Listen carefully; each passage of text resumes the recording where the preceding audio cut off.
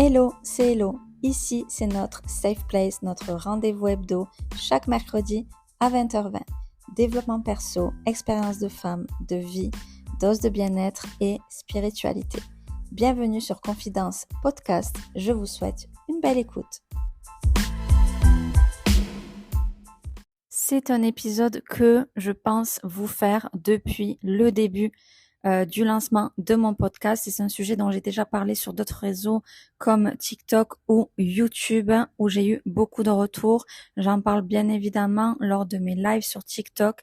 C'est un sujet, tout ce qui est les relations et relations toxiques, etc., que j'aborde régulièrement, que ce soit dans le domaine familial, dans le domaine amoureux ou amical. Les relations toxiques, c'est vraiment à différents niveaux.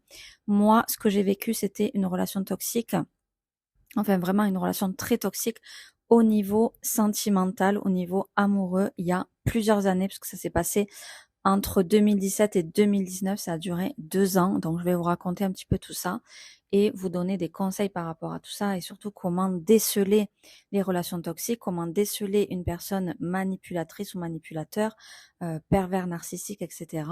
C'est des termes un petit peu qu'on entend beaucoup parler. Donc, c'est des termes, je vais pas trop rentrer dans le détail de ces termes-là parce que le plus important vraiment, c'est de déceler la relation toxique. Peu importe les termes, je pense que le plus important, c'est ça, de savoir si vous êtes dans une relation saine ou une relation toxique, en sachant qu'en général, on sait, au fond de nous, on sait lorsqu'on est dans une relation toxique, mais c'est parfois pas évident de s'en rendre compte, pas évident d'accepter la situation et de faire la démarche d'en sortir. Ce n'est pas du tout aisé. Lorsqu'on entend parler de tout ça, c'est vrai qu'il y a du jugement de la part de certaines personnes qui disent mais pourquoi elle est restée, pourquoi il est resté autant de temps, etc. Ça peut durer parfois des années, mais c'est vrai que lorsqu'on est dans ça, c'est pas si évident que ça, et je pense que vous allez comprendre une fois que vous aurez écouté cet épisode.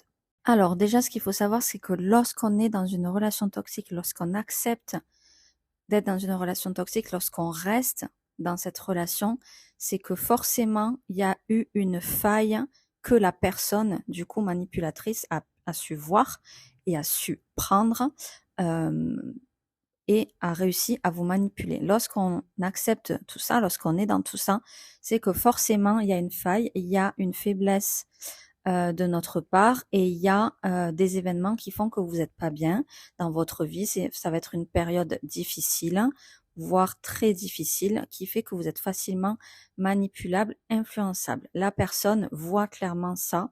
Elle a un peu ce don de voir à travers les personnes faibles, etc., ou les personnes pas bien, tout simplement. C'est pas, le mot faible, il n'est pas forcément péjoratif, hein, mais voilà, il sent la faiblesse qu'il peut y avoir pour s'insérer dans tout ça, vous manipuler et du coup voilà être dans cette relation toxique où la personne du coup va clairement vous manipuler, vous faire culpabiliser, vous dénigrer, vous rabaisser. Alors pas au début. Au début ça va plus ou moins aller en général. En général la personne manipulatrice arrive justement à vous manipuler de telle sorte que vous avez l'impression que c'est une personne géniale, etc. Enfin, que tout est parfait, tout beau, tout rose, quoi.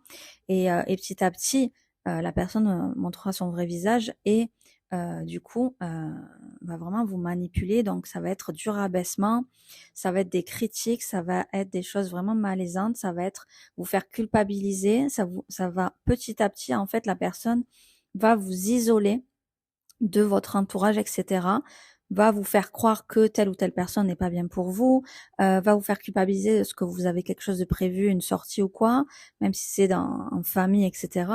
Vraiment, va se placer en victime dans ces moments-là, par exemple, lorsque vous allez sortir, etc., va se placer en victime, euh, tout simplement pour vous faire culpabiliser, en fait. C'est vraiment vous faire culpabiliser, c'est vraiment euh, vous rabaisser sur votre physique, vous rabaisser sur votre personne, vos défauts, mettre en avant plus vos défauts que vos qualités. Il y aura jamais de compliments, il y aura jamais de choses comme ça. La personne se sert de l'amour entre guillemets. Sachez que ce n'est pas de l'amour tout ça. Ce n'est pas du tout de l'amour. Une personne qui vous rabaisse, qui vous manipule, qui vous fait culpabiliser, lorsqu'elle va vous dire des je t'aime, c'est pas de l'amour. C'est pas un vrai je t'aime. Lorsque la personne dit ça, Après, il faut aussi comprendre que une personne qui est manipulatrice, manipulateur, pervers narcissique, etc., ce sont des personnes qui ont un mal-être. Bon, inutile d'essayer de comprendre. Après, si ça peut vous aider, d'essayer de comprendre pourquoi la personne est comme ça, etc. Alors oui, faites-le. Mais dites-vous que vous n'allez pas changer la personne. Dites-vous qu'une personne, de toute façon, qui veut guérir, il y a que elle qui va pouvoir se changer, il y a que elle qui va pouvoir faire la démarche de se changer. Et en général, ce genre de personne, ce n'est pas le genre de personne qui va consulter un psychologue. Souvent, les personnes, voilà, manipulateurs, pervers narcissiques, etc., c'est pas des personnes qui vont être dans cette démarche-là. Donc, vous, si vous êtes dans une relation toxique, etc., vous l'avez été, je pense que vous savez de quoi je parle, mais ce genre de personne ne fait pas cette démarche-là. Si vous êtes dans la démarche, vous, d'essayer de comprendre, sachez que ces personnes-là ont forcément un problème qui vient souvent de loin. C'est souvent quelque chose qui vient de loin, c'est souvent un manque affectif que la personne va essayer de combler avec vous. Du coup, en étant souvent assez jaloux ou même très possessif, vous savez, comme beaucoup, qu'il y a énormément de féminicides et tous les féminicides, c'est des relations toxiques. Parce que le féminicide, c'est lorsque l'homme ou la femme pervers narcissique va commettre l'irréparable avec son compagnon, qui lui est du coup dans la faiblesse, etc. Il y en a énormément, donc vraiment, j'espère qu'avec cet épisode, je pourrai aider et vous faire vous rendre compte de ce qui se passe dans notre société. Lorsqu'on est dans cette situation-là de relation toxique, on est, comme je vous l'ai dit, manipulé, on est la proie de la personne. Une personne manipulatrice ou pervers narcissique, l'autre personne est clairement sa proie. Donc elle essaye et elle y arrive souvent, de manipuler, de faire culpabiliser, tout ce que je vous ai dit précédemment. L'impact que ça va avoir, il va être assez grave puisque il va y avoir de la perte de confiance, une personne qui vous rabaisse sans arrêt et que vous êtes pas bien et tout ça, forcément vous croyez à ce que la personne vous dit parce qu'elle vous manipule tellement facilement que vous y croyez, que vous perdez confiance en vous, etc. Donc suite à tout ça, lorsque vous en sortirez, parce que vous en sortirez, il va y avoir une phase qui peut être assez longue de reconstruction personnelle. C'est pas toujours aisé. J'en ai parlé sur YouTube, j'ai fait une vidéo là-dessus de ma reconstruction personnelle, comment se reconstruire après tout ça. L'étape, bien évidemment, avant ça, c'est d'abord de se sortir de tout ça. Il est très important d'être bien entouré. Il est très important d'en parler, chose que je n'avais pas fait moi-même à ce moment-là parce que j'avais très peur. J'avais peur de pire que ce qui se passait. J'avais une collègue de travail qui était au courant. Et je crois pas plus. Je crois peut-être quelques amis, mais voilà, c'est vrai que je cachais assez les choses parce que clairement, j'étais complètement dans la peur. J'étais complètement dans la perte de confiance en moi, puisque j'étais rabaissée constamment, dénigrée sur mon physique ou sur aussi, enfin, c'était très psychologique également. Et heureusement que j'avais mon travail, heureusement que j'avais cette vie sociale-là par le travail qui fait que voilà, j'étais pas complètement isolée, mais, euh, mais voilà, c'était assez compliqué. Donc, il y a eu une grosse perte de confiance en moi. Mais aujourd'hui, et je vous en parle sur TikTok, etc., aujourd'hui, je suis totalement reconnaissante d'avoir vécu cette relation. Je suis vraiment dans la gratitude. Aujourd'hui, ça fait 5 ans et que c'est terminé. Et je suis totalement dans la gratitude d'avoir vécu ça parce que la reconstruction personnelle m'a fait être mieux que ce que j'étais avant cette relation-là. Vraiment, voilà, je me suis totalement reconstruite. J'ai totalement confiance en moi aujourd'hui, encore plus qu'avant. Et clairement, ça m'a amené à ce que je suis aujourd'hui. Donc, il faut totalement être dans la gratitude, même si quand on le vit, évidemment qu'on se dit pas ça. Évidemment que lorsqu'on est dans la relation toxique, on a l'impression qu'on va jamais s'en sortir. On a l'impression que ça va jamais finir. Mais j'avais fait un post sur Instagram où je disais, lorsque vous êtes dans une situation difficile, posez-vous toujours la question, est-ce que dans 5 ans, ça aura de l'importance? Et ce qui est marrant, c'est que moi, ça fait 5 ans que c'est terminé. Donc du coup, voilà. Et pourtant, j'aurais jamais cru et je savais pas comment faire, comment me sortir de tout ça, etc. Et voilà, maintenant, aujourd'hui, je suis vraiment très épanouie, etc. Et je me suis reconstruite. Alors ça a pris du temps. Des fois, au bout d'un an, on se dit ça y est, je suis reconstruite. Mais en fait, pas du tout. En fait, clairement, ça prend plus de temps qu'on le croit. Ça peut prendre plusieurs années, mais c'est pas grave, c'est ok. Et suite à ça, je me suis ouverte, même pendant la relation, sur la fin, je me suis ouverte au développement personnel à ce moment-là. Le premier livre que j'ai lu, je me rappelle, j'étais encore avec lui, c'était le livre Transformez votre vie de Louise Hay.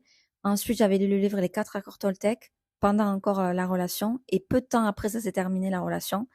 Et je me suis ouverte petit à petit au développement personnel et encore plus toutes ces dernières années-là et encore plus en 2023 puisque voilà, après c'est en 2023 que j'ai ouvert ce podcast où je vous parle de tous ces sujets-là et je suis totalement une autre personne. J'ai l'impression d'être, même par rapport à l'année dernière, une autre personne et je pense que c'est cet effet-là de s'ouvrir à la spiritualité, de s'ouvrir au développement personnel qui fait qu'on est une autre personne.